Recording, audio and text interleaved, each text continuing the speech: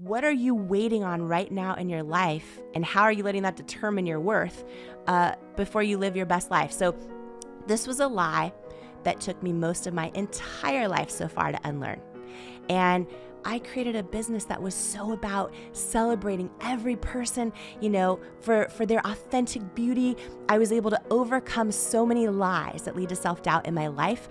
I was able to build self-worth around believing I was worthy of having a CEO title, right? Of running a business, of building a team of over 1,000, all those things.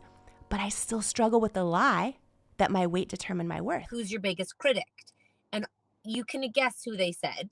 I'm assuming it was themselves. It was Themselves. them. It was, Yep. them sitting there and being like, I am my biggest critic. And Yep. you just said you got a million no's. Like, is this a, I love your mug. It's my book. Oh, listen. is this a woman thing? Is this a man thing? Is this a learned thing? You obviously went through it. But somehow going through with all those no's, which a lot of these women are like, if I heard that many no's, I would just quit. How the heck do you deal with all those no's and then continue to believe in it? Yeah.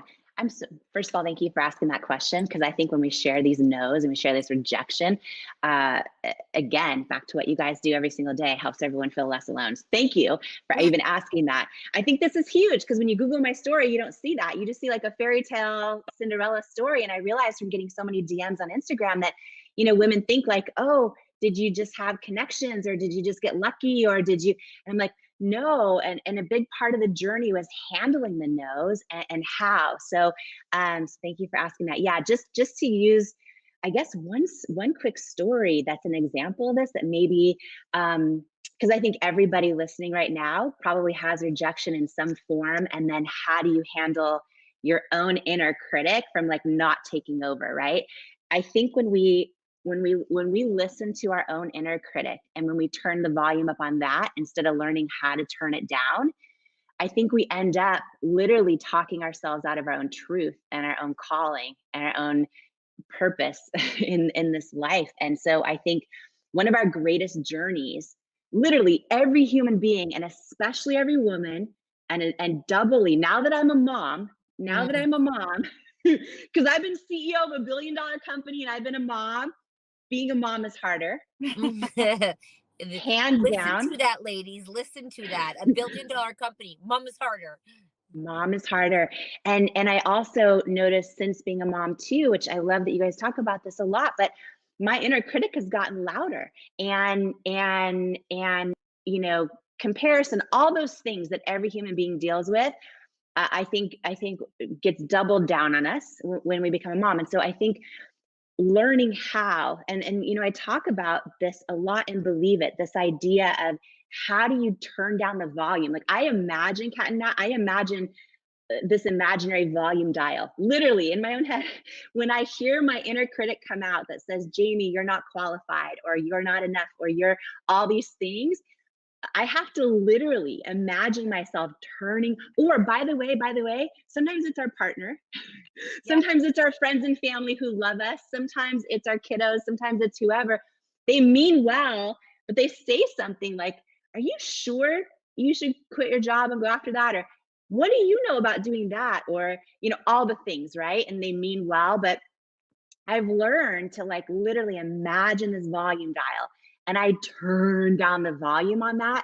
And I have to, and this is a daily thing, by the way, still to this day, I have to like intentionally imagine myself turning up the volume on other words that replace those words that I know are true, even when they're hard to believe. Like, oh, you might have no experience in beauty, Jamie, but you're gonna figure this out. Like, you've always figured it out. Or you're going to work hard, or you're not going to let, no stop you, all those things. Right. And I try to just turn up the volume on those things. And I think every single person in our daily lives needs to do this, because what I think happens is we end up, right. So when I went on this 3-year journey of hearing no's, the first 3 years of my company, and we got down to under $1,000 in our bank account, which was personal and company combined. And I was like, I kept feeling in my intuition like this, I was supposed to be doing this. Like I was supposed to be creating this makeup company that solved my own skin problems and also helped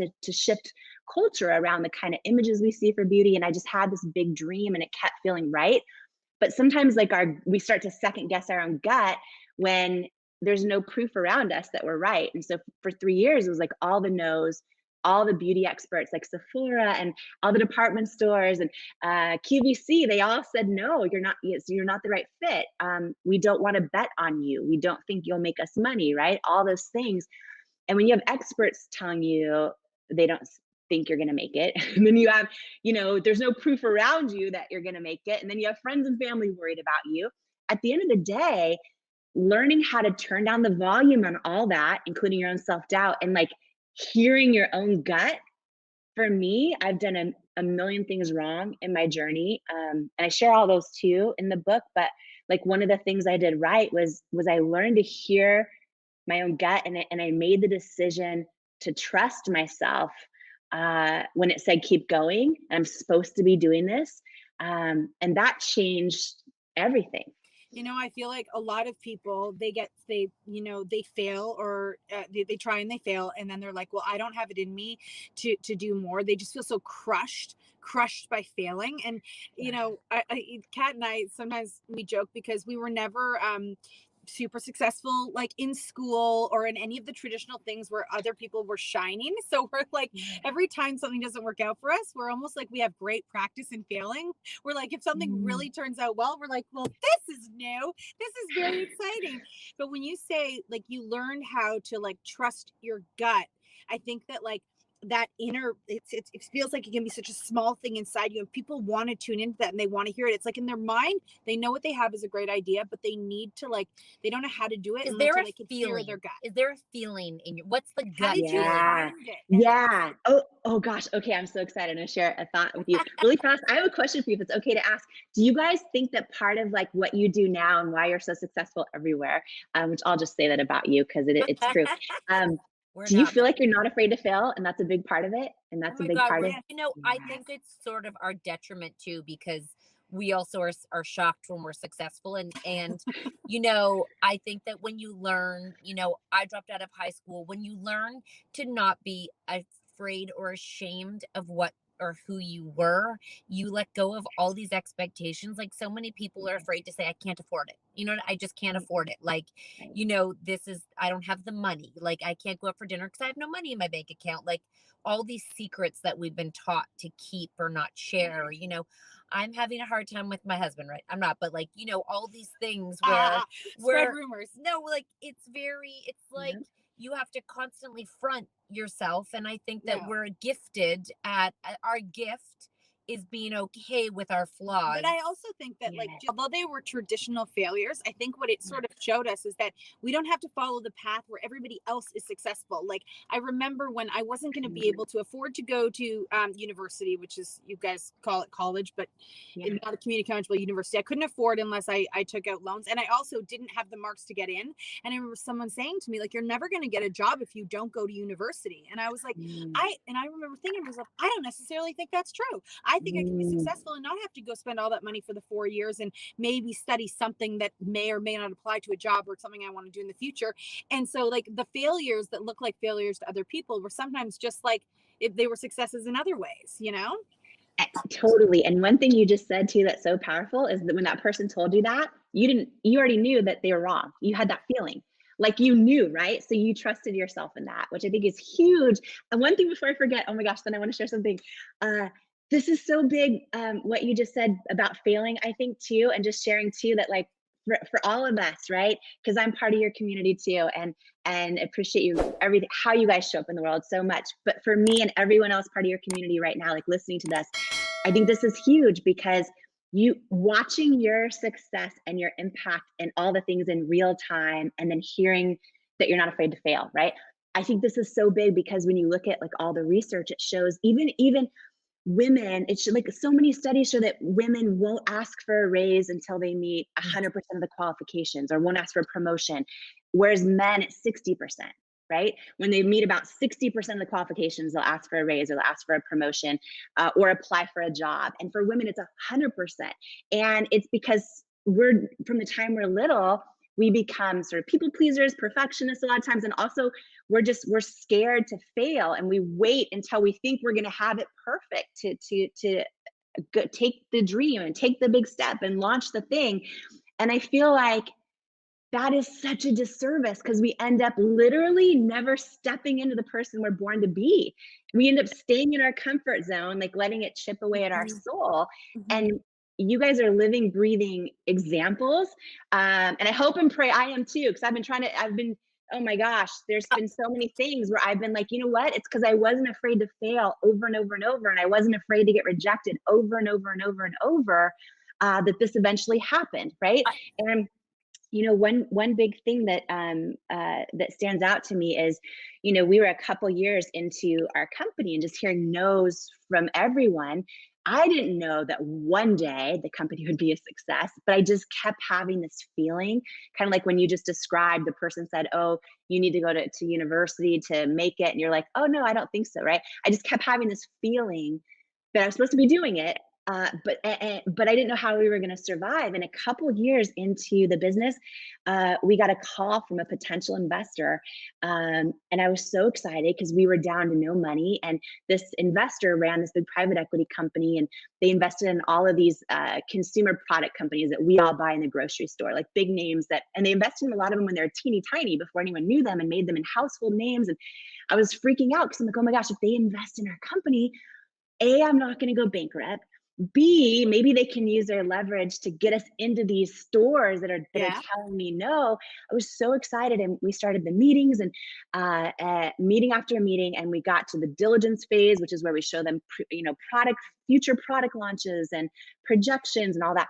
And it came down to the last meeting, and I thought it was the day my life was going to change. And I'll never forget, my husband and I flew up for the meeting, and we were standing there about 3 feet away from the head guy. And he thanked us and he said, we really love your product, but it's a no. We're going to pass on investing in It Cosmetics, right? Aww. And I sat there and I said, okay, can you tell me why? Can you give me some feedback? Because feedback's usually a gift. And I'll never forget this moment in my life. It was a defining moment. And I think so many people will be able to relate to this because we all have these moments in different ways. But when I asked him, like, oh, why is it a no? You know, he looked at me and he's like 3 feet from my face. And he said, do you want me to be really honest with you? And I said, yes, please. And he said, I just don't think women will buy makeup from someone who looks like you with your body and your weight. No, he did not. Oh my God. Oh my God. You're freaking lying. Oh my God. And I sat there, and it was wild because for me, a lifetime of body doubt, like flooded my body all at once. And I was watching these words come out of his mouth. 2 things happened though. And this is your story reminded me of this story. 2 things happened in that moment. I mean, listen, I went to my car and bawled my eyes out. I had to figure out how to not replay those words over and over forever. But in that moment when he's literally 3 feet from me saying those words, I remember, like, distinctly, I remember having this feeling in my gut, like deep down inside, like, he's wrong. Just like what you just said about university, I was like, he's wrong. And I knew it, I felt it. And I also realized, oh, wow, this dude is passing on investing in my company because he's just as much, I don't want to say a victim, but impacted by the whole beauty industry too, that tells you have to look a certain way to make money, right? So it fueled me more to keep going. And one last thing to share, just because I think like it's fun when we share our victories too, is 6 years later, the day L'Oreal acquired It Cosmetics, they did a big press release, so it went everywhere. When the day I sold my company, and it was all over the homepages of Wall Street Journal and everywhere. And I hadn't heard from him in 6 years. And I actually got an email from him, and he said, congratulations, from that investor, the guy that said no. Yes. He said, congratulations, I'm so happy for you, I was wrong. And Wow. yeah, Oh, and goosebumps. I this is the cool part about life is I learned like it would have been the most successful investment in his firm's history, but also cat and nat. I'm telling you, there's a famous saying, rejection is God's protection, which you could also say rejection is the universe's protection, right? It applies differently for everybody. But like, had he had he not rejected me, I was so desperate at the time. I probably would have given him the majority of the company for almost no money, Right. and thought and been grateful because he didn't believe in me, even though it sucked at the time. It was so painful. Fast forward 6 years, we were still the biggest shareholders of the company when we sold it. So it was like life changing. So thank God he didn't believe in me at the time. And anyways, sometimes I we get these rejections and they suck, but like I I try to think keep it's that faith. I think it's so Totally. important to remember though too that failure and rejection aren't like just because you can handle it doesn't mean you don't feel it. So you can totally Totally. feel like you Yes. can get it. It can get you down, and that I think a lot of people think that rejection and failure, you just when you have gone through it, there's no. You're kind of like, I'm immune to it. It's fine. It's good. No, you can still You still feel definitely. it. But how do Yeah. you move and, through and it? if you And don't feel it, you don't grow from it, right? Like if yeah, you don't Yeah. feel anything, you might be a little bit too medicated or something, but you have to and feel. that's okay. You got to be able to still feel, and yeah, to be able to feel it exactly.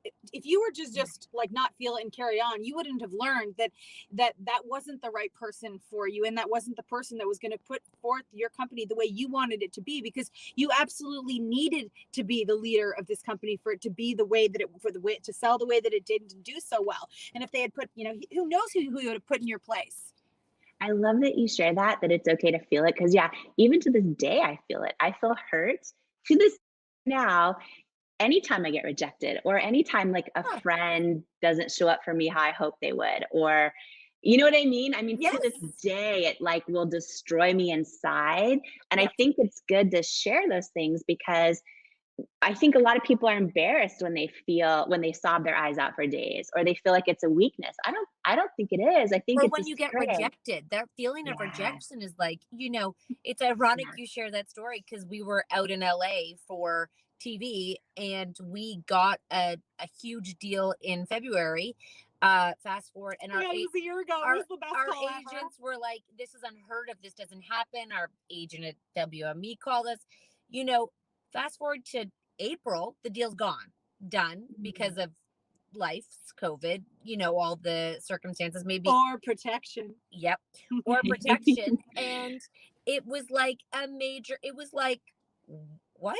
It was another knock, but it's again, it fueled us to go, all right, where can we go next? How can we call? So I think the feeling, what I love about what your book and what you're talking about, and, everyone needs the book because women often, you see someone who has an idea and then you see the success, right? So I Yes. actually use Sarah Blakely as an example, who don't know much about, but mad respect because she obviously started it in her university room, Spanx from here to there. Mhm. And but her story is, you see that she had the idea and then you see her building of like, success, and the in between. Everyone can say I had hardships, it was really hard, I had no's, but when you can't relate to the story of a man sitting there and telling you to your face the reason you're not successful, it's very easy in your own brain, because storytelling is what brings us all together. When you can actually take the humanity in someone's story, then you can relate it to yourself and say, well, I can maybe do that because maybe your mom or dad used to say that to you, that, that's a pipe dream. It's never going to happen. Mhm. Get a real job. So the fact that you take these real life examples, and you also have your friend stories in the It book. changed. I talk a lot about in Worthy in the book about how our past mistakes, our past failures, our past regrets, our past rejections, so often the stories that we are telling ourselves about them and the meaning we're assigning to them, we've let them take root in our self-worth. A lot of us have had failures, rejections, and instead of thinking like, oh yeah, I made it through that, and having this meaning we assign to it that's empowering and inspiring, we let it take root in our identity as like, I'm a failure, I'm a reject. And a lot of times we don't realize we're doing this. And so there's a whole chapter in Worthy called When You Change Your Relationship with Rejection, You Change Your Entire Life. And by the way, I remember, I'm adopted and I was raised in families where I mean, I remember like hustling, working all these jobs in my teenage years, and I was running a health club, and it was the first time ever. So I was a receptionist in a health club. Then they had me give sales tours when the sales team was busy with other clients, and I started closing deals as a receptionist, not knowing what I was doing. And before I know it, I was promoted into sales and then into management, not because I earned it in the sense of like experience, but just based on numbers. That was it. And I remember I was making more money at 18 than my dad was in his 50s, who was working on an assembly line. And I said, I think I want to, go after these dreams. I think I want to do a television show one day. I'm going to try to figure out how to go to college. No one in my family had ever gone to college. And he's like, absolutely not. Like, do you see how much money you're making? And now I look back and I was like, I was not even making that much money. But to him, was a lot, yeah. to the circumstances I was raised around, it was a lot. And I always felt, and maybe everyone listening, a lot of people listening can relate to this. I always felt like I was a little bit different. Like I had dreams and goals, and I needed to dim my light to fit into my environment. I was sharing dreams. What I didn't know, right? There's this saying, don't ask advice from people who have never been there themselves. And most of my life, I sort of I thought I was odd or strange or different. And I wrote a whole chapter in this called You're Not Crazy, You're Just First. And it's when you are the first to show up in this world as who you authentically are, despite your past or the environments you're raised around or the limiting beliefs around you. When you're the first to step into who you authentically are, don't be surprised if not everyone gets it. Don't be surprised if you feel like you don't quite fit in. But the things that we so often think are wrong with us are actually the greatest things right with us. And when we step into them, it's like so empowering. So when you say you read a lot of comments from people that feel like, oh, that's easy for them or it's easy for that, the tools in Worthy are for everybody. It does not matter where you're at or what your life experiences are. At a human level, all of us tell ourselves similar stories about rejection, about failure, about our past mistakes, about the things keeping us stuck, the things holding us back. And when we learn to change our relationship with rejection, we change our entire life. So there's like a 4-part framework in Worthy. Because a lot of people are like, how did you go from your living room to building $1 billion business, especially in all the years of constant rejections? Because a lot of us. And how many years was that? Yeah. So I launched the business. Yeah. So from living room to exit. Living room to exit 8 years. Okay. Yeah. Damn. Yeah. Living room to exit 8 years. Living room to paying myself a single dollar, close to 4. So the first 3 years was like hundreds and hundreds of rejections. So we were teetering on bankruptcy. And in 2008, when I launched at Cosmetics, I have this skin condition called rosacea, which is like when I take my makeup off, it's bright red, it's bumpy. You can probably see some of the bumps right here. It gets really like sandpaper. And I'd seen every dermatologist, tried every medication, all the stuff. And I was anchoring the news. And I thought, this is what I'm going to do forever is other people's stories. I love other people's stories. That's what I'm obsessed with. It's like, I feel like it's why I'm here. And anyway, so I'm like, I'm in my dream job. And I'd be live on the news and I'd hear in my earpiece, like, there's something on your face. There's something on your face. Oh, need to wipe it off. Need to wipe it off. And I'm live and I glanced down. I knew what it was. The makeup would be breaking up and it would start to look like, almost like desert clay cracking where you see the red come through. I know what you're talking about. When I had acne, when I was younger, it cracks. Yes. I know exactly what you're talking about. So I thought, I'm going to get fired, right? And I entered this big season of self-doubt. And what I know for sure, I don't know who needs to hear this today listening to us, but like, I believe so often our setbacks in life are like our setups, right? For what we're called to do, what we're supposed to do. We just don't see it at the time. And I entered this big setback where I was like, every time I'd be on the air, I'd be hearing my earpiece, it's still there, it's still there. And I'd try to cover it up with makeup and nothing would work. And so I started getting this gut feeling of like, well, wait a minute. If you could create something that worked for you, it's probably going to help a whole lot of other people. But then my self-doubt in my head would be like, oh yeah, but you've got no money, you've got no connections, you don't know anyone in the beauty industry. And I sat in that place between having this knowing in my gut, like I'm supposed to like do the thing and launch it. And what if I could do it? And then these no's in my head saying, you don't have what it takes. I sat in that place for a while. And I eventually really had this deep moment where I'm like, okay, my whole life, I have never seen someone with rosacea selling products. Like, what if I could create a beauty company that worked for everybody, even if they had skin issues? What if I put all different types of people as models? So I had this thing that felt bigger than myself to do. But when I took the jump and launched it in my living room, what I didn't know, because we poured, you guys will relate to this as entrepreneurs, my husband and I poured every penny we had into this thing. And I just thought, if the product's great, it's just going to sell. And so we put everything we had into the formula, into third-party chemists, into making our first product. And then what I didn't know is from that point on, it would be over 3 years before we would even be able to pay ourselves, and hundreds and hundreds and hundreds of no's. Every place we sent the product to, that I used to save my Denny's tip money to like buy one product in their store, like Sephora, Ulta, QVC on television, all the department stores. It was no after no after no. And so many of them would say, like, no one will buy makeup from images like this. Like, you need to use unattainable aspiration. You cannot use real people or people that have skin challenges. It's the whole thing. And so it was over 3 years in, and we got one shot on QVC after they told me no for years. And not only no, but they said to me, you're not the right fit for our customers or for us. And it was no for years. And at the end of the day, what I know for sure is, like, no's are almost never personal. They just think, like, you won't make me money. And that's it. I'm not going to bet on you. There must be something, though, at this point that feels worthy in you, though, to go like there must be something that your self-worth is there. It wasn't like it was non-existent. Yeah. So a couple things. So okay. So yes, based on a couple things. One, prayer and starting to believe God's word over my own doubt.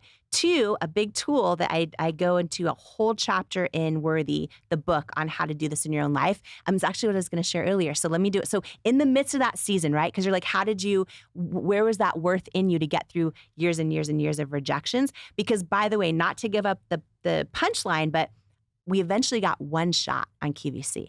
We got one shot. We got a 10-minute window. And you guys, to put this in perspective. Oh, that's pretty tight. 10 minutes. And here's what's wild is, especially, oh gosh, for anyone who needs to hear this today, who's letting other people's doubts about them equate to doubt in their own head, or they feel like, why is my business not taking off? I knew in my knowing, I knew this was going to be big. I knew it, but sometimes you feel like, is my intuition wrong because I'm getting all these no's around me? We finally got this one shot. Finally, after QVC said no forever, one shot, which meant I got a 10-minute airing live on TV. So they broadcast to 100 million homes. We get one shot. Now, to put this in perspective, you guys. Yeah. Well, and we were only selling, at that point, like 2 to 3 orders a day on our website, barely alive. And I found out in this one shot, we had to sell over 6,000 units of our concealer to hit their sales number or not come back. Because when you're live on television, you have to hit the same sales numbers as, Apple iPhone, Dyson vacuum, anyone else. Because that inventory to them is worth that amount. That airtime. Yeah. Because it's not like a store where a bunch of people can coexist. It's that one 10-minute window. And then I learned, okay, we have to sell 6,000 units, but guess what? It was a consignment offer. That meant we had to pay for all the inventory, manufacture it, ship it in, not guaranteed anything. Then I go live for 10 minutes in my one shot. If it does not sell, we take it all back, which means we go bankrupt. We didn't even have the money to say yes to this. And so we went out and tried to get SBA loans, and 22 banks said no, and they should have. The 23rd bank, which was California Bank and Trust. I used to bank with them. Yeah, back in the day. Oh my gosh. Okay, that makes me happy. They said yes. They gave us an SBA loan just to cover this one purchase order and a little bit more. And so I'm like, okay, we're going all in. And then we took that little bit more and we hired third-party consultants. And they all told me the same thing. They're like, in order for you to have a shot at you hitting these sales numbers, here's what you need to do. Use this exact type of model, et cetera, et cetera. And I said, listen, I'm really trying to change the beauty industry. What if I put models in their teens and models in their 80s? And what if I take my own makeup off and show my bright red rosacea and I can prove the product works on live TV? And they were mortified because it hadn't been done. And I sat in this place, and I just want to call this out for anyone listening in this spot, where I had this knowing, like I knew why I was doing it. It felt bigger than myself, and I had this knowing I was supposed to do it, but everyone else was telling me no's. Like, no, you shouldn't do it. No, you're not the right fit. And I feel like in life, when you learn to listen to your own intuition, your own knowing, whether you believe it comes from the universe or God or whatever you believe, I think every one of us, our intuition's more powerful than anyone else's advice. And so many of us are in that spot between, oh, I have a knowing, but I'm getting no's from everyone else. Or I have this knowing, but I'm telling myself no in my own head that I'm not enough. Do you think, though, people were saying no because they're projecting their own self-worth onto you? Yes, and because when you are doing something authentically in this world, by definition, it's never been done before. And that's when I wrote this chapter in this book, in my new book, Worthy, called Youre Not Crazy, You're Just First. You don't have to be the first ever to think of something. Just right now, you deciding, you being one of the brave ones to show up. Why so many people connect with you on media, well, I believe, Lauren, on social media, you freaking fully show up authentically as who you are. You do. And when you're one of the brave ones who shows up as who you authentically are, like, it's never been done before. You're first. And so for everyone listening, there has never been another you before. There will never be another you again. Like, you are the first, you. And if you're one of the brave ones willing to show up in your business, in your ideas, in your art, in your show, in anything else as who you authentically are, not everyone's going to get it. They're going to think, because subconsciously it's never worked before, because it's never been done before. That's a really interesting observation. You're right. Yeah. It's 100% right. This is a week we are talking about mindset and how important that is to not just have happiness and greater success or fulfillment or connection in your life, but all of those, yes, for sure. But also just so that life doesn't feel like a slog and a burnout experience where just every day you're just like, that's mindset. The tasks of the world aren't you. And the tasks of the world don't need to shape your mindset. Your mindset can shape how you deal with the tasks of the world. And that's a beautiful thing. And Jamie, you were sharing, I don't know what the story is yet, y'all, but she had something happen. You were sharing some mindset or something happened when you checked in the hotel or whatever. Yeah, this was a crazy morning. So why not share it live? Why not share it live? I haven't heard the story. In the Growth Day morning show. So yeah, here's doing a big event Monday. So I flew cross country. I am near Miami, and checked into a hotel, and I was out doing my morning walk this morning. Right, this was a whole story on mindset that literally moved me to tears this morning, and I want to share it with everyone because I think a lot of people out there might be in a season of, I don't know, just feeling like they're struggling and setbacks, and just if like things aren't going your way. I want to talk today, Brendan, about the mindset around not fearing rejection and not fearing what feels like failure at the time. So key. And so key. I was just like blindsided by something out of the blue this morning. So I'm out doing my morning walk in this, in this hotel, my mask on, all the stuff, out doing my morning walk. I walked through a hallway and I was like, whoa, I had a memory that I had forgotten about in this actual hotel 9 years ago. And I want to share it with everybody. So 9 years ago in this hotel, just outside of Miami, there's a big beauty summit there, right? I was a few years into building my company and we had heard no's for a couple years.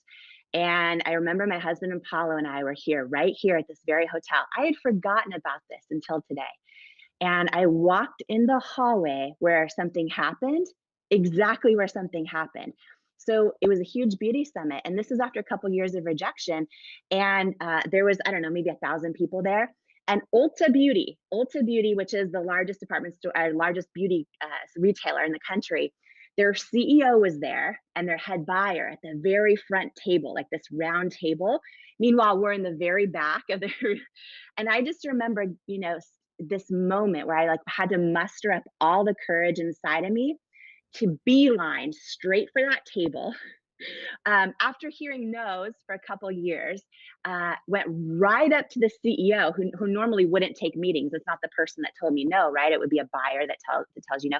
Walked straight up to the CEO, like mustered every ounce of courage, like trying to forget all the rejection, and just introduced myself. And he introduced me to the head buyer, and I just pitched my heart out to Ulta Beauty. And I remember they agreed to a meeting. So then I walk out of this room, right? It's this ballroom in this hotel. I walk out of this room right into the hallway in this very hotel I'm in talking to you live from right now. Walk out in the hallway and I see the two founders of Gussie Ranker that do all the infomercials, like Wow. Proactive, Tony Robbins, Yeah. all the infomercials. And I had been pitching them for 2 years and they'd been saying no. Their teams had been saying no. So I see Bill Gussie and Greg Wenker in the hall. I've never met them before. Same thing, prayed for strength, prayed for courage, like had to make that decision of mindset, which is, okay, I'm going to forget right now that I've been rejected by them for the past 2 years. I'm going to put that, and I'm not going to fear rejection again right now, because I believe in what I'm doing. And I beeline for the founders of Gussie Ranker right outside this, Love like, that. there's like Courage. a buffet table, right outside Belief, the courage. thing. I love it. I love it. Yes. Yes, and they're sitting there snacking on the hors d'oeuvres in between the speaker breaks. I went right up to them, introduced myself, and literally poured my heart, like pitched everything on how they've been saying no for 2 years, but they really should say yes because all the things. So this morning, I had forgotten about this, right? The fact that we could barely afford a hotel room in this hotel in that moment 9 years ago. This morning, I'm out doing my morning walk with my mask, like not even. And all of a sudden, I walk through that hallway, and every single memory hit me from I love that. the last time I walked through that hallway and what had happened since was right now at this moment. Like, we got that meeting at Ulta, and right now, live with you, Brendan, that It Cosmetics is the #1 brand in all of Ulta across the country. We got that meeting with Gussie Ranker, and we became the most successful makeup infomercial they've ever done. And we are, like, right now at this moment, and I was standing there, like, first of all, I start sobbing, remembering all the rejection, but also just appreciating the Yes. hustle, appreciating the journey, appreciating the ability to just figure out how to go from doubting myself to, like, stepping into going, okay, I'm gonna not fear rejection, I'm gonna go for it. And sometimes that's what it takes to change everything. So I'm standing there in the hallway, this, like, and I start sobbing. Sure, the people working at the hotel are like, but I'm like, wow, I forgot those moments even happened.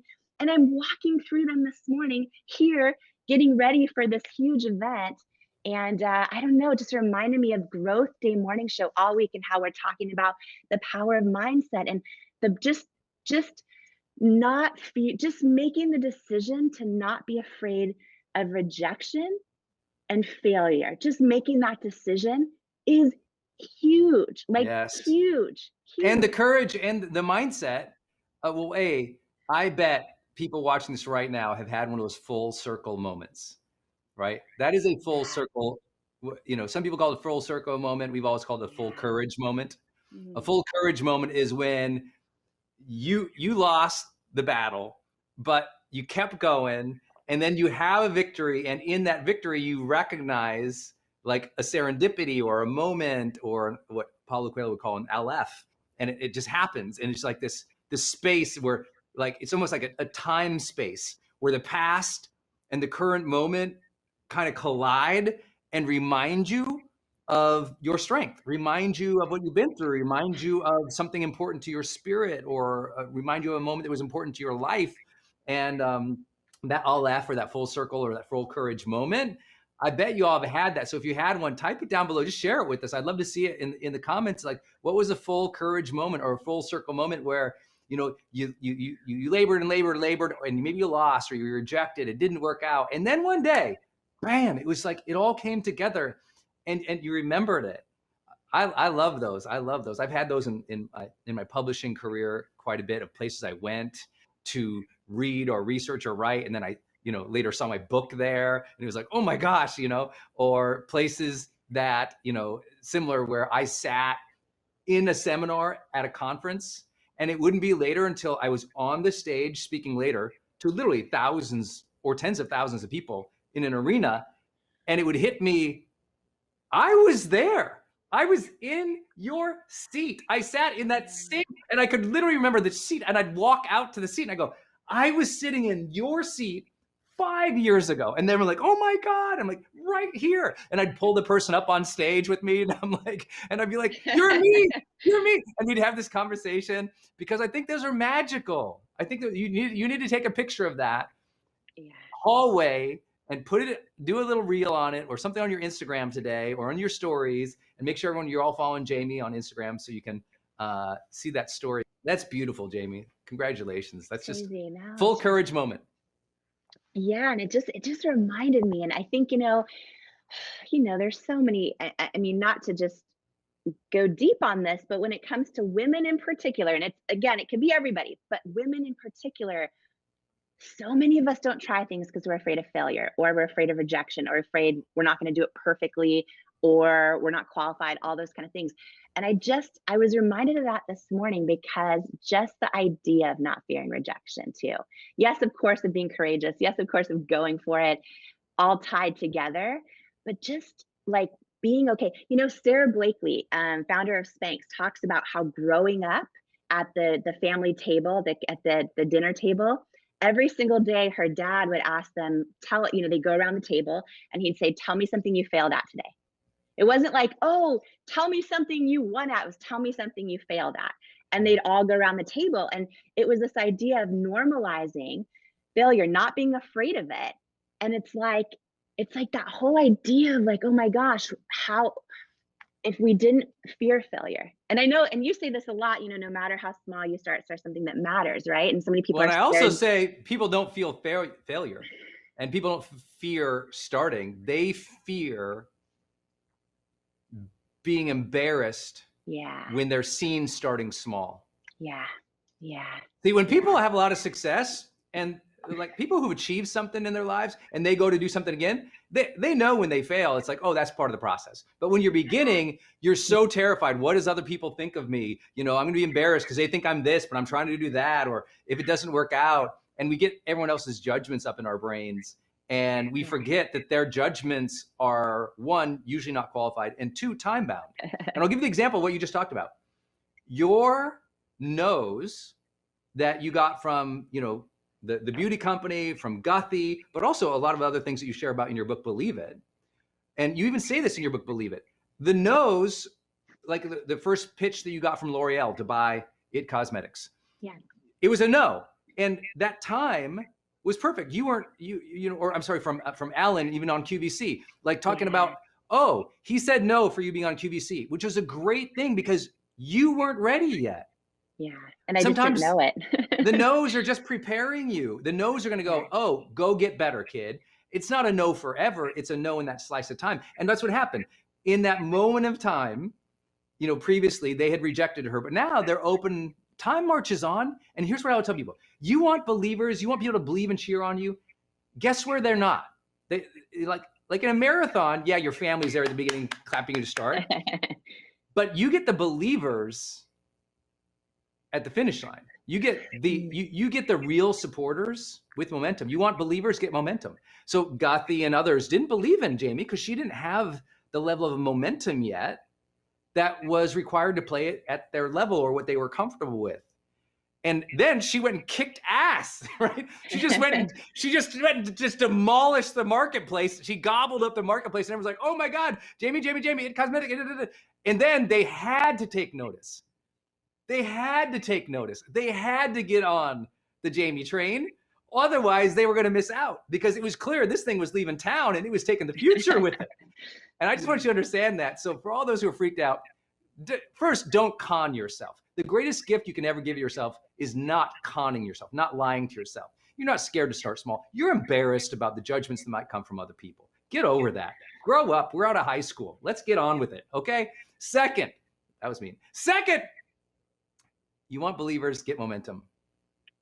Keep fighting for it. I love the mindset Jamie had of you don't stop asking, growing, and pushing, even if people don't get it at certain points. But also she didn't hold any bitterness against them for saying no earlier. She was still willing to push and try. She didn't hold the bitterness that prevented her from not going for them. She didn't go like, oh, those people, they're like this and they'll never accept me. She said, one day you're going to accept me because I'm going to prove myself. So I love that. Another part of this too, yeah, is sometimes we're embarrassed to, whether it's beeline to the front of the room where we don't have a seat at the table or whatever it is, right? We think, oh, what if I go try this and get rejected again or fail or all those things? But people actually, what I've learned now that I can look back on all this, and now that so many of these people that said no to me for years, now I know them really well. Now we have partnerships together. Now I know they share. You hired some of them. The people who rejected her, she ended up hiring them. She became their boss. She was the person they belittled, and then she became their boss. All things are possible. But no, it's actually fascinating. Even with Sephora, who's a great partner today, they're a big beauty retailer, great partner, awesome at cosmetics. They said no for about 6 years, even after we had become huge. And because I kept going back every time I get knocked down, because I kept being told no, being rejected, and didn't take it personal, I kept going back. By the end, I think that they had a lot of respect. They're like, okay. And same with L'Oreal, by the way, because it was 3 years before it became a yes. It was 3 years of meetings. And I think that the way you handle rejection too, and the way you're able to show resiliency and courage and get back up, that actually can make other people want to partner with you, regardless of how they feel about your product or service. I think when you see what people are made of over time. And so I think there's something powerful to that too, is also just in that journey, how you handle it, not just inside your own mindset, but also how you show up to everyone else around you, even the people rejecting you and doubting you, when you really want to just get mad and be like, F you, but you want to do that. It's a human part of us, right? But that doesn't serve anybody. It's like when you don't take it personally and you just keep going and keep getting back up and keep believing it's going to happen, whether it does or doesn't ever. I think that's huge in terms of how much respect other people develop for you in the journey of building your own company or launching your own dream or building your own friendships and relationships. And if she'd stopped at the first no, there wouldn't have been a second yes. And once you realize that in life, and listen, if they both had said no, we would probably still be here. Like Jamie would find a way. I'll keep this private, but I consult I coach another major super female entrepreneur who everyone respects. And one time she said to me, I'm going to keep it private because she said it in private, but it was a great metaphor about something she was going through. She shared that, her belief was that sometimes there isn't a seat at the table for you because you're not ready. Or if you're not invited at the table enough, you're not standing out enough or communicating or speaking up to share your wins and your successes. Or she said, if you try to pull up the chair or you're not invited to the chair or whatever, she goes, go build your own table. Go start your own company where you buy the conference table and you hire people to sit there and you work on the same thing. Like the idea that we have to wait to be at something. Like I didn't wait to be at the publishing world. I self-published my first book. And that changed the course of my career forever because they all said no to me. So I had all these rejections. I've had every book I've ever done, I had rejections on from multiple publishers. And some of those books became like literally industry or field defining genres. Like Motivation Manifesto is still to this day the best-selling motivation title of the century, which is insane to think about. How cool is that? How cool is that? After the company that gave me the deal said, not only did they give me the deal, when I turned the book in, they said, no, Jamie. They said, we don't like the book. We think it's terrible. You need to add more fluffy stories. And they basically, as best they could, completely insult my artistic integrity. And I had to decide, either I change the book for them or I say, I'm going to take my book and go somewhere else, which was a super hard decision for Denise and I at the time in my life, because they had already given us the money. I'd already spent it probably, it's like, oh my God. But now they hate the book but I love the book. And you didn't want to change it. No, that book comes out, and that's the book that got me, that's the book Oprah interviewed me for her magazine. That's the book that, Meghan Markle puts in her top 5 books of all time. That's the book that, it's the thing at the launch time was the little black book that all the celebrities are reading, because it was just like, it was such a different thing, and it took off. And if I had just quit because they said no, or they really did insult me. I mean, you talk about in judgment. They questioned whether or not I was drugs. They asked me literally, were you on drugs when you were writing this? It was just like, I'm like, I barely drink milk, people. I barely drink milk. Coffee is like, when you have one coffee, you're like, I'm like, everyone thinks there's coffee in this every morning. It's just water in there, people. Like, so I'm just letting you say, but I kept going. So this is a story, and this is a mindset today, ladies and gentlemen, of don't worry about the no's, because if it is true dream to you, if it is sown in your heart to fulfill that desire and dream, you keep going, even if your spouse doesn't understand, even if your parents or your, mother-in-laws or your old cousins or your neighbors down the block are making fun of you at the barbecue. Who cares? Your dream wasn't made for them. Your dream was made for you. So Motivation Manifesto, tell me if I'm remembering this right also. Isn't this the book? I know Oprah interviewed you for it, but didn't she like let you know it was on her bedside table? Oh my God, yeah. So Denise and I are at her house. She was throwing her book. So talk about full circle moment. Oprah is throwing her book launch party at her house and invites about, I think there's like 300 of us there. And like the Super Soul 100 members, which, we're part of, and all these other things. Anyway, we go there, and there's all these, and they're super sly, like Julia Roberts and Reese Witherspoon, and Jeff Bezos is literally there from Amazon. It's just wait, Brendan Burchard was there. No, that's the thing. Yeah, Denise and I totally don't feel like we're sitting like next to Dr. Phil during her talk, and like all these, Alicia Keys is on stage. It's just crazy, unbelievable. One of the most magical things I'd ever been invited to in my life, and we're sitting there. We're not having imposter syndrome, but we're just recognizing, like, wow, this is another caliber of group of people here. And afterwards, there was like this amazing barbecue. Oprah always gets the food right. I mean, let me tell you, her whole team. So anyway, we're all there. I don't think I'm going to see her, talk to her. I really want to introduce Denise to her, but I don't think it's going to happen because there's so many people there. Anyway, at some point, Oprah's doing the rounds. She comes around, and I'm standing there. I think I was with Gabby and Marie Forleo and Jack Canfield. Oh gosh, I'm blinking. There's 4 or 5 of us standing there. And she comes up, and I introduced Denise, and I don't remember how it happened, but we were talking about the books or something. And then I said something about, oh yeah, I remember our interview in New York, Motivation Manifest. She goes, do you remember? She says, I have your book on my bedstand right now upstairs. I always have it there. And I was like, and all of our mouths dropped, and I was like, I don't think I said another word. I just think I was like, I think I just stood there dumb for like, I don't even remember when she left at that point. I literally just, all circuits shut off. I just stood there. After she left, I do remember at some point during the party pulling Denise aside and go, hey, did Oprah come up to us and say this thing about me? Because I thought maybe I was daydreaming. I thought I was crazy. You're like, Denise, did this really happen? Plus, they had this barbecue and this punch there, and I'd had too much of the punch thingy. So I was like, did that happen, y'all? Anyway, it was a magical. And then I can't tell you the number of people.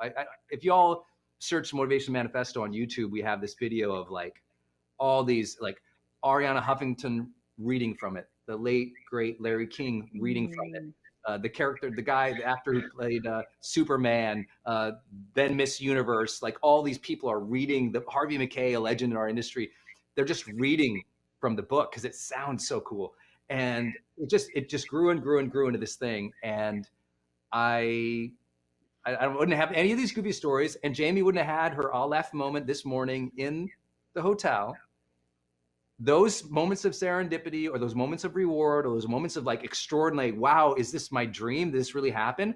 Only comes after the mindset of courage says, keep going. Yeah. You have a dream. You don't need everyone to approve. Get momentum, work hard, keep your head down, keep your voice up, keep your faith up, keep showing up. And all of a sudden, one day, it's like, wow, look, look at what happened. I mean, look what happened. Jamie's probably in the presidential suite up in there. Let me tell you, people. I'm just saying, she's probably figured out, like Jamie's such an extraordinary, outstanding success story. And to know her humility, knowing how she must have felt walking down that hallway.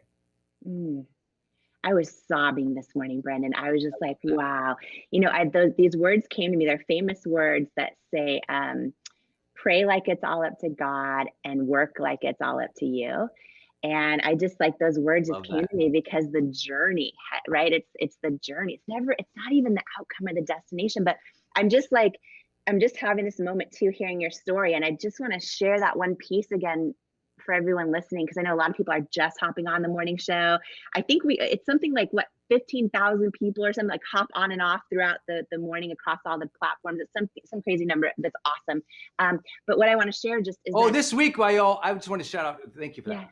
For the audience, you all, thank you for inviting your friends. Thank you for watching the replays, especially across Facebook. Our replays are crazy because across all our pages and our groups and the show on Instagram, this week will be the week we pass 1 million views of this Growth Day morning show. Like this, just good-hearted, good-willed, good-spirited show that we do for Growth Day. This Growth Day morning show will pass 1 million views in our first month doing it, more or less, or second month. I don't know where we're at. But it's really because people just go, you know what? I'd love to start my morning in personal development. Because when I put that in my ears, that rewires my brain. It sets my expectations. It helps me approach the day with confidence and joy and aliveness. And I thank Jamie for being here with us for this because, listen, we're all here for you all, just trying to keep going, trying to keep you inspired, trying to bring a little bit of joy into your heart. I love it. I love this show. We did not know how it was going to go. And this is week 5 or week 6. We still don't know. But we're all here together. We're all in this together, the Growth Day morning show. But the one thing I just want to share one more time, Brandon, is like you just shared that journey of Motivation Manifesto and shared how like you did a book deal for it and the publisher hated it, didn't like what you did, asked if you were on drugs writing it. And you made this tough decision to take it back. And now we're talking about how many people all over the world it's impacted, how you're standing in Oprah's yard and she's telling you how it's on her bedside table and you're able to introduce your wife to her. There's people right now going through this season where someone just told them something they're doing is total crap or isn't going to make it or doesn't have what it takes. And I just think stories like this are so powerful because sometimes like the power of stories is that we hang on to them and then they help remind us, oh yeah, like Brendan, went on that journey and I just got told the same thing. I can too. You know what I mean? And that's why I love the power of story. And I love this morning show so much because it's like we're all sharing this space together. You have greatness inside of you. You have greatness inside of you. And I want to share this message with you, especially if you're someone who feels like, your past or your past mistakes are going to hold you back from your future. Or that somehow where you come from is going to somehow determine or limit where you're going, right? Or that maybe you feel like, because so many of us do this, we tell ourselves stories like, oh, I've failed too many times. I have too many regrets. You have no idea the mistakes I made, the people I've hurt. You have no idea the things I got wrong, the times I let other people down, the times I let myself down. And we start focusing on this story and we decide that our past somehow now disqualifies us from all of our potential, from all of our goals and dreams, from all the things that we feel deep down inside in our soul that we're put on this earth to step into. I want to talk to you right now if you feel like somehow you've made too many mistakes or your past is going to prevent you from succeeding in the future, or that you've failed so many times that now you feel like you're a failure. Okay, here's the deal. Every single one of us, and especially if you just take a moment and you Google right now, the most incredible thought leaders in the world, the people that have moved humanity forward, the people who have built incredible businesses, the people that have, helped heal humanity as a force for good or a force for love, and you read their stories, every single one of them has had so many failures, so many mistakes, so many setbacks, has been canceled big time in whatever version the society called canceled in that time period, right? Every single one of them. But they're the brave ones, willing to acknowledge and not let it take root in their identity and not let their past determine their future. So I want to talk to you today, if this is you, if you feel like you've been hanging on to a story that tells yourself things like, I don't have what it takes because I've failed too many times, or I don't have what it takes because people keep rejecting me, I must just be a reject, or I've failed so many times, I must be a failure, or I'm so ashamed of the people I've hurt or the things that I regret in my life. And when we hang on to those things, we let them take root in our identity, and then we start to believe the lie that who we are isn't worthy, and that those things somehow prevent us from a whole different, big, bright, incredible future that we're actually meant to step into. Your past mistakes do not determine your future potential. They just don't. A couple of stories. So I share in Worthy, by the way, there's an entire chapter called You Have Greatness Inside of You. And this chapter is going to be life-changing for anybody who feels like you've made too many mistakes, or you don't have what it takes, or you've let people down or hurt people, or you've failed too many times, or people have rejected you too many times. This is an entire chapter about how to tap into the greatness inside of you and not let your past determine your future. This is so big, y'all. I have made, a lot of times when people Google my story, they see, oh, Jamie Kern Lima, went from Denny's waitress to building $1 billion business, and it looks like a fairy tale, and it looks like maybe things must have just come easy, or maybe I was raised in a family where I was just set up to do that. And let me just tell you, I have made more mistakes in my life than I can ever count. I made more mistakes building at cosmetics than I can ever count. I have made mistakes growing up, hanging around the wrong people. I made mistakes growing up when I had really low self-worth and I confused attention with love.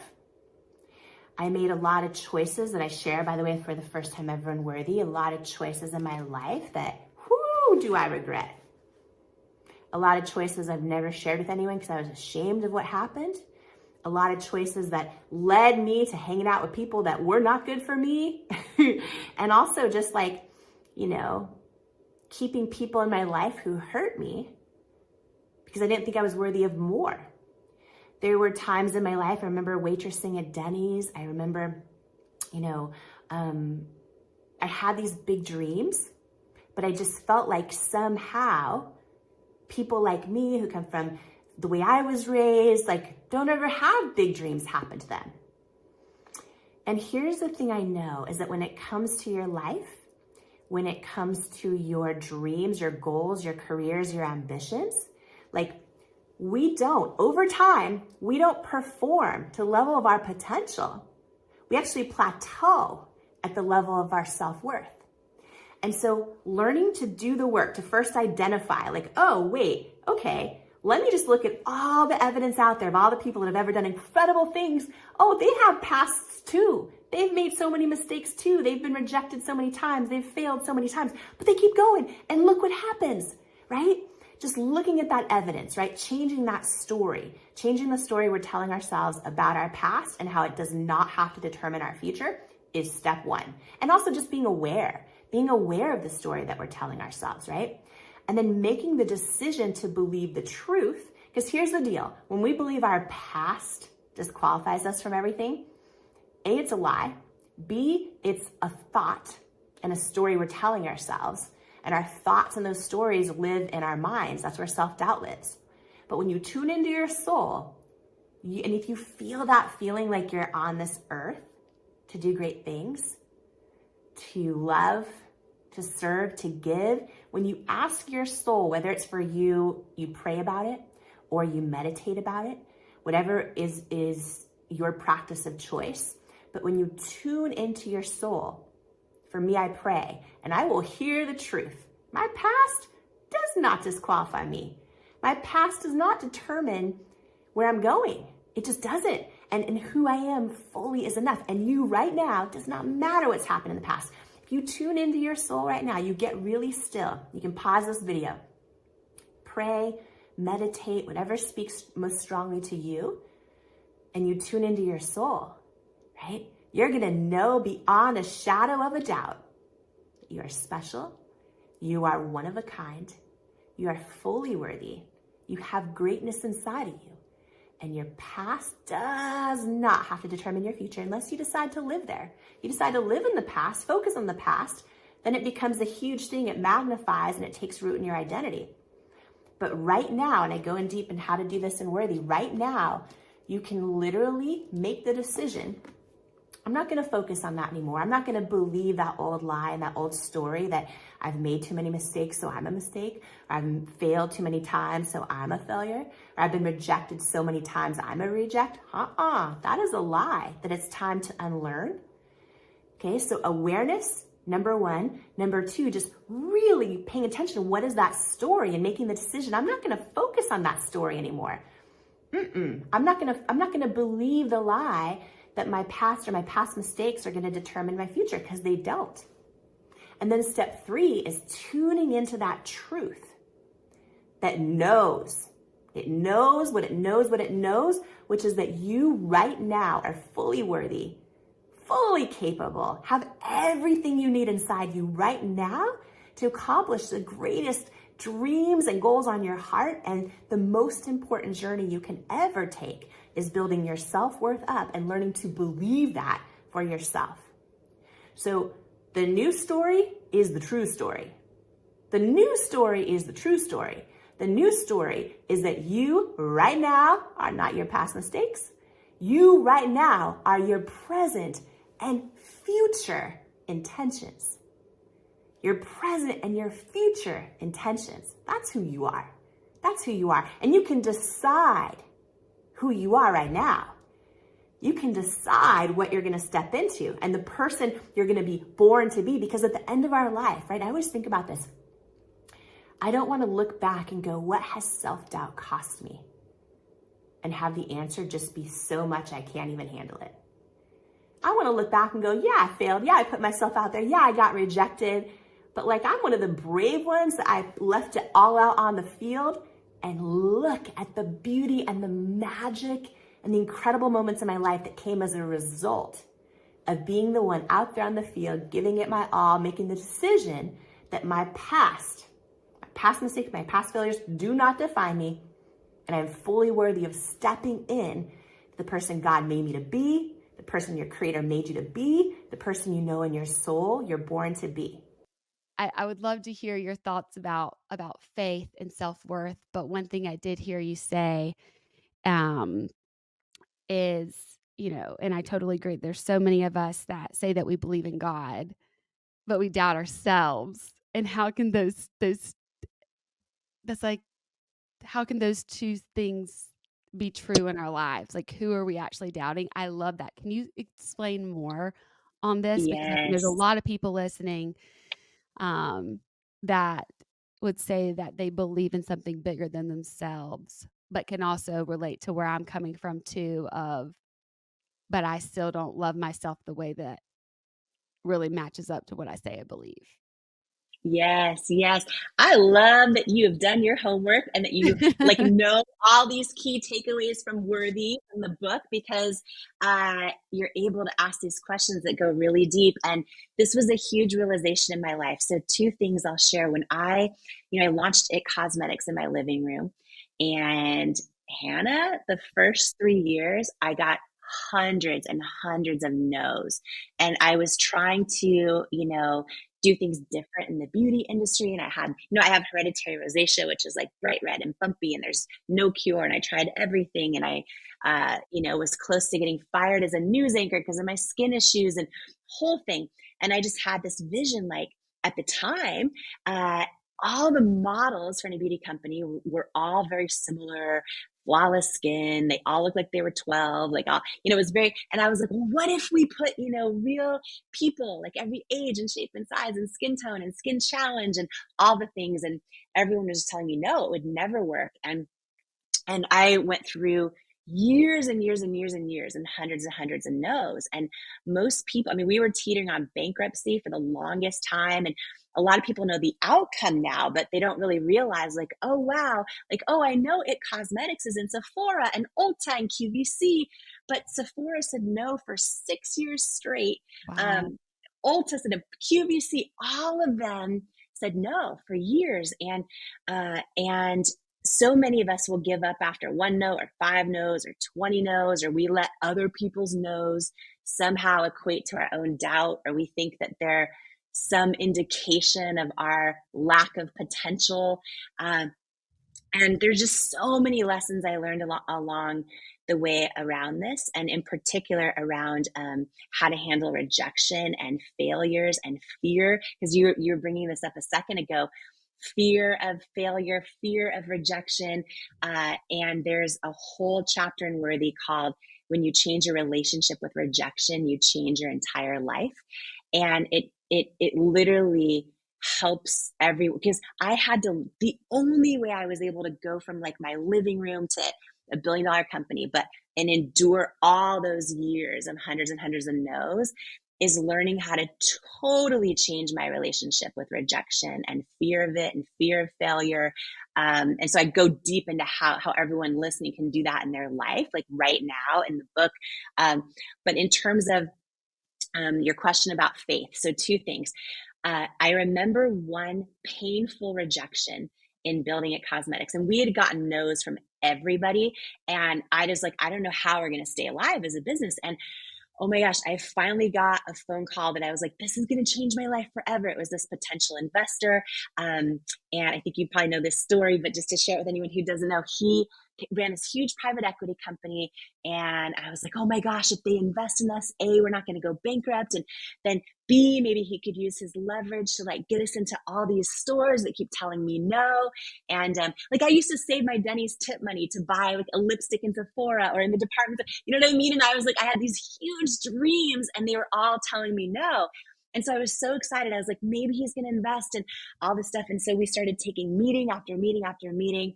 And it got down to the final meeting. And at the very end, I was like, this is going to change my life. I was praying like crazy. And we were in person for the final meeting, and the head guy was 3 feet from me. His whole team was there. They were really awesome. And the head guy says to me, after I presented our whole future product pipeline, everything, he says, you should be so proud. Congratulations. This is a really great product. You should be really proud, but it's a no. We're going to pass on investing in It Cosmetics. And by this point, I had heard so many no's. And I was like, okay, can you tell me why? Because feedback is usually a gift. And he just got really, really quiet. And he says, do you want me to be really honest with you? And I'm like, yeah, yes, please. And I remember the moment his mouth started moving, and he says, I just don't think women will buy makeup from someone who looks like you with your body and your weight. And when he said those words, first of all, I never actually felt any anger toward him, but I felt like this lifetime of body doubt and self-doubt flood my body all at once. And it felt almost like I was staring my own fear straight in the eye when he was saying this. But why I'm sharing this story was a pivotal moment in my faith journey. So when he said those words to me, I just don't think women will buy makeup from someone who looks like you with your body and your weight. I'll never forget this. I can feel it like it was yesterday. I got this feeling deep down inside in the pit of my stomach that said, he's wrong. I felt it so clear, said he's wrong. And I didn't know how I was going to prove it, but I felt it. And when I look back on that experience, now I went in my car and cried my eyes out. But when I look back on that experience, because those words would replay in my head over and over in the next several years while I'm still just trying to get this business off the ground. And what I realized happened in that moment because I got that feeling so strong in my gut. And every one of us has an intuition, no matter what you believe in, God, the universe, it does not matter. Every one of us has an intuition. For me, when I pray, it's how I hear God is through my intuition. Every one of us has an intuition. And what I know happened in that moment is this guy gave me a no, but I got that feeling. And so like he gave me a no, but God gave me a knowing. Wow. Our life, our relationships, if we're in the right job, if we're in the right friend circle, if we're in literally, I think everything in our life comes down to which one we listen to. Do we listen to the no's or do we listen to the knowing? And you shared this so beautifully, because I think so many people will relate to this, is that so often we're the ones giving ourselves the most powerful no's. We're the ones saying the most hurtful no's to ourselves. You can have people all around you being great, but we're the ones looking in the mirror and being like, I'm not enough. I don't have what it takes. All the things, right? And so first of all, the same question goes for us, for you, for me, for all of us. Okay, we're telling ourselves all these painful no's, but if we get still, if we pray, if we ask, we will get a knowing. And the no's we tell ourselves, those are in our head. Those are where self-doubt lives. That is not who we are. Our knowing is in our gut, in our soul, and that's the truth. For me, that is how I hear God. That is how I hear my intuition. And our knowing is always more powerful and always more true than anyone else's advice or than the no's we are telling ourselves or the no's anyone else's. So a big thing in moments when we're doubting ourselves is to like check in and go, okay, is this the truth in my soul telling me this? Or is this my self-doubt in my mind, which is a lie? And it's almost always a lie. And then we have the decision of, well, which am I going to trust? Which am I going to listen to? And in the book Worthy, like there's over 20 different tools and lies to unlearn and tools to apply. And one of those tools is the chapter you just mentioned, which is called "Who Am I Doubting?" Who are you really doubting? And it's a chapter about faith. And so many people, maybe you trust the universe always has your back, or you practice a particular faith. For me, I'm Christian. I believe in God. And I had this huge moment where I realized in my life, and this is relevant to anybody who doubts they're enough, who thinks that they don't like what they look like or what their body looks like, or they don't feel they're worthy of walking into the room, or they're unqualified, or any of the things that we believe. I had this moment where I feel like, I really believe God's word. I believe I'm fearfully, wonderfully made in his image. I believe I can do all things through Christ who strengthens me. I say I believe all that, but then how am I doubting I'm enough when I'm about to walk into a room? How am I thinking I don't like how I look? How am I thinking I don't have what it takes and I'm unqualified and all the things? And what I realized is, oh, wow, when I believe my own thoughts and my own self-doubt, like when I have self-doubt, and this is for any of us, when we have self-doubt, what we're actually doing is believing our own thoughts and doubting God's word. Mm-hmm. And so I started going, oh, wow, okay, I actually don't have self-doubt. I have God doubt because I'm trusting myself. I have God doubt. And I'm like, okay, who do I want to believe? Do I want to believe my own self-doubt, or do I want to believe God's word and what he says about me and how I have everything it takes and I'm wonderfully made in his image? Which do I want to believe? And so it is one of the tools now I apply to my life. And for anyone who has a strong faith, this is an instantaneous self-worth shortcut because any room you're tempted to feel like you don't belong in, if you're Hannah Brown walking down a red carpet, any red carpet you're tempted to feel like you don't, any business you're tempted to feel like, oh, what if people see me fail? Any self-doubt that you're tempted, right? For me, I will intercept it in a second and be like, am I going to trust my own thoughts and self-doubt, or am I going to trust God's word? And I will remember in that, I will make the decision that I'm going to trust him in that moment. And then I walk into a room knowing who's walking in with me, knowing whose I am, knowing whose image I'm made in, knowing who's in me. It is an instant, like, identity level self-worth hack, and really quick way to silence everything. Because at the end of the day, you know, I mean, it really is, self-doubt really is, for people with strong faith, it's really just God doubt is what it is. And so for a lot of people, they're like, oh, wait a minute. And then it all of a sudden becomes way easier to just decide who you're going to believe in that moment.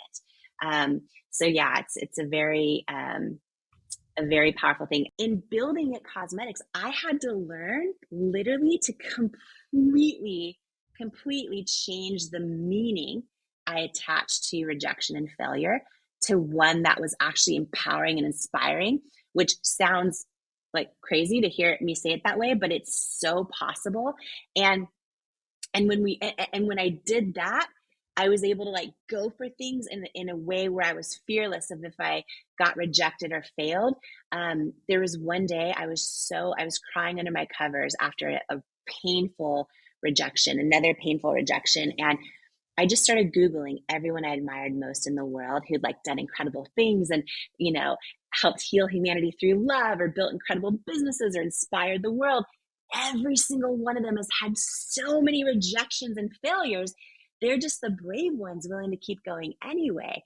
And I remember one day in my journal, I wrote out, rejection no longer means I'm not enough.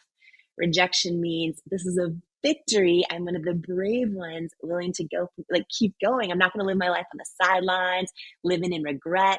Like, I'm going to make this decision that every time I get rejected, of course, initially my neural pathways in my brain are going to go, yep, there's proof you're not enough. But I'm going to intercept it and go right into, like, this is a victory. I'm one of the brave ones willing to go for it. And I started retraining my mind around this, and I started building this toolbox of new definitions. So another one is like rejection's God's protection.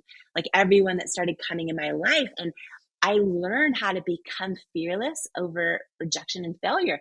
And literally, when it happens to me, feel joy, which I know sounds wild, but and there's so many issues in my life, Hannah, that I'm working on, but I can tell you with 100% certainty, I am fearless about rejection and failure. And I go deep into how to do this in Worthy in the book. And I also talk about how to revisit past rejections. And this one is the biggest one in our lives, is so many of us have had people hurt us, let us down. We've let ourselves down. We've failed. We've made mistakes. We've hurt people. We have regrets. There's so many things from the past that we are still holding on to, like big labels on us at an identity level. We so often let them take root, and then we think we're a failure or we're rejected. Like, it's a big thing. And so I go into how to revisit, like, past rejections and redefine those as well. And, there's a lot of examples I give in the book, but just to share one for the sake of time today, just for anyone listening, if you've had somebody break your heart, or maybe somebody, like, who did not love you the way you needed to be loved, maybe if it's even growing up in your family or still, or a friend that just betrayed your trust, or someone who pulled the rug out from under you, or it could also be something recent, like applying for something and not getting it, and you wanted it so bad, and, like, they didn't see your value or didn't see your worth. Or it could be not being invited to a party, or trying to make friends with this group of people and someone just doesn't like you and you don't know why, no matter what you do.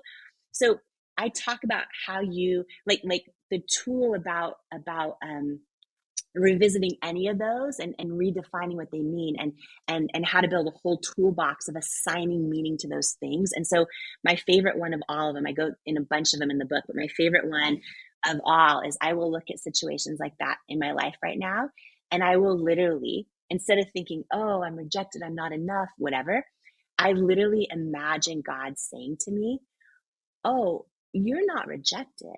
I hid your value from them because they're not assigned to your destiny.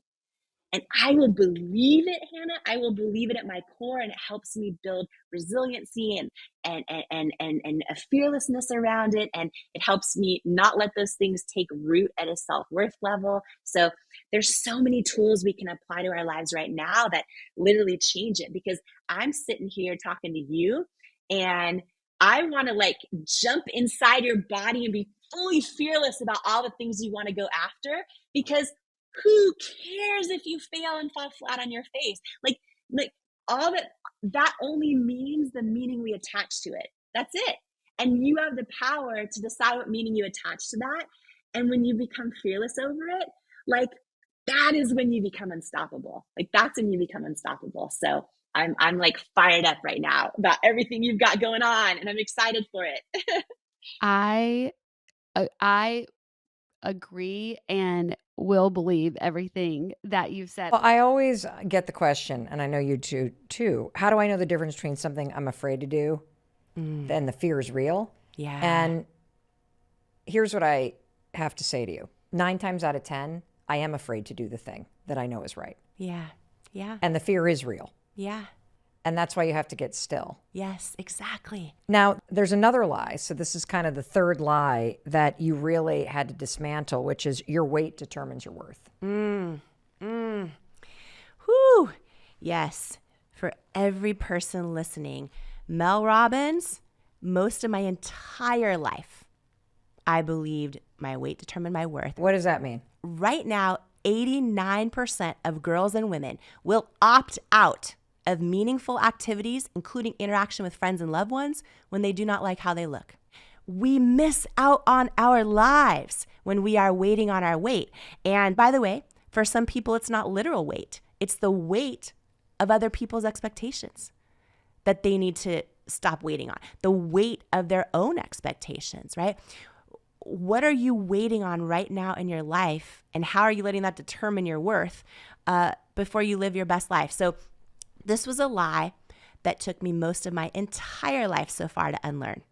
And I created a business that was so about celebrating every person, for their authentic beauty.